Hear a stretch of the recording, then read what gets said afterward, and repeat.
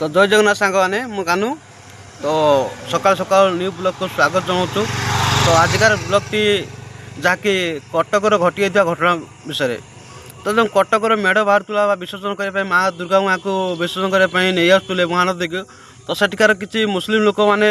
जहाँकि बजरंगी दल गीत बाजिला बोली देहर गलानी तो से टेका पथर आम हिंदू भाई उपर को आक्रमण करते तो सेटा ठीक है भाई किंतु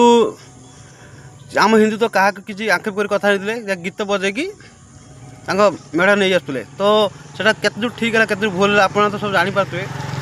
जो टेका पथर मारिकी बहुत भूल कले देखे होते कटकर हिंदू मुस्लिम भाईचारा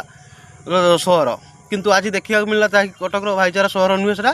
दंगार सहर। तो आम हिंदुस्तान रही जी मुस्लिम भाई माने मुस्लिम माने यही भाया कांड कर चलिए तो आम सब हिंदू एकता न रही तो आम एमती अत्याचार रही तो काली कटकर कि दिन तले होता सम्बलपुर होता भद्रक रोचे बालेश्वर हो भुवनेश्वर भी हो तो सब भाई की मुझे कहवा कथा कहूँ हिंदू भाई मानक एकता रुहतु जाग्रत रुहतु जहाँकि मुस्लिम दायक लोक मानक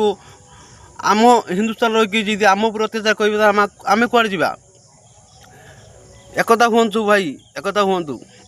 एकता है कि मुस्लिम को सब बसई रखु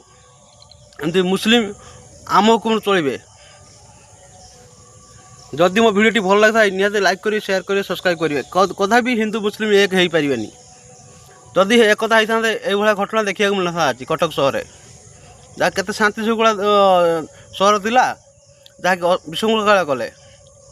रोची जय जगन्नाथ। मुझे जानी यही भिडियो बनिला मात्रे मो भिडियो कमेंट आसो जहाँकि मुस्लिम भाई मैंने कमेंट दे छाड़े मत जे तुम बोध देखे हो तो कमेंट दुनिया आड़ू साड़ू कमेंट आसो जानी